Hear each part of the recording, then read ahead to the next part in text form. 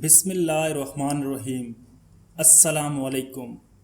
آج کا ہمارا موضوع ہے مچھلی پانی سے نکلی واپس نہ گئی، انسان دنیا سے گیا واپس نہ آیا۔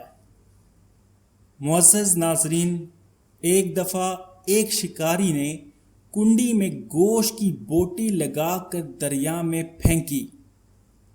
ایک مچھلی اسے کھانے کو دوڑی، وہیں ایک بڑی مچھلی نے اسے روکا اور کہا اسے منہ نہ لگانا، اس کے اندر ایک چھپا ہوا کانٹا ہے جو تجھے نظر نہیں آ رہا۔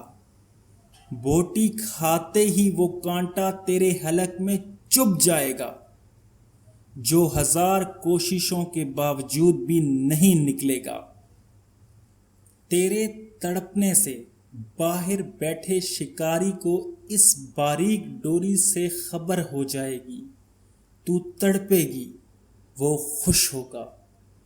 اس باریک ڈور کے ذریعے تجھے باہر نکالے گا، چھری سے تیرے ٹکڑے کرے گا، مرچ مسالہ لگا کر آگ پر ابلتے تیل میں تجھے پکائے گا۔ 10 انگلیوں والے انسان 32 دانتوں سے چبا چبا کر تجھے کھائیں گے۔ یہ تیرا انجام ہوگا۔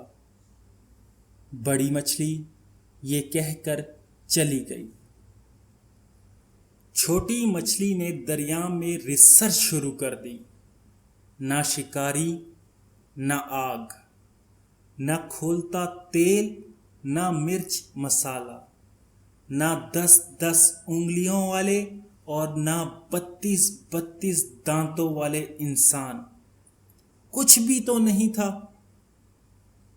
چھوٹی مچھلی کہنے لگی، یہ بڑی مچھلی ان پڑھ جاہل، پتھر کے زمانے کی باتیں کرنے والی، کوئی حقیقت نہیں اس کی باتوں میں نے خود ریسرچ کی ہے، اس کی بتائی ہوئی کسی بات میں بھی سچائی نہیں۔ میرا ذاتی مشاہدہ ہے، وہ ایسے ہی سنی سنائی نام نہاد غیب کی باتوں پر یقین کیے بیٹھی ہے۔ اس ماڈرن سائنسی دور میں بھی پرانے فرسودہ نظریات لیے ہوئے ہے۔ چنانچہ اس نے اپنی ذاتی مشاہدے کی بنیاد پر بوٹی کو منہ میں ڈالا، کانٹا چبھا، مچھلی تڑپی، شکاری نے ڈور کھینچ کر باہر نکالا۔ آگے بڑی مچھلی کے بتائے ہوئے سارے حالات سامنے آ گئے۔ معزز ناظرین، انبیاء علیہ السلام نے انسانوں کو موت کا کانٹا چبھنے کے بعد پیش آنے والے غیب کے سارے حالات و واقعات تفصیل سے بتا دیے۔ بڑی مچھلی کی طرح کے عقل مند انسانوں نے انبیاء علیہ السلام کی باتوں کو مان کر زندگی گزارنی شروع کر دی۔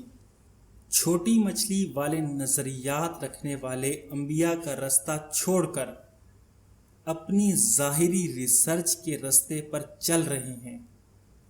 موت کا کانٹا چبھنے کے بعد سارے حالات سامنے آ جائیں گے۔ شکریہ۔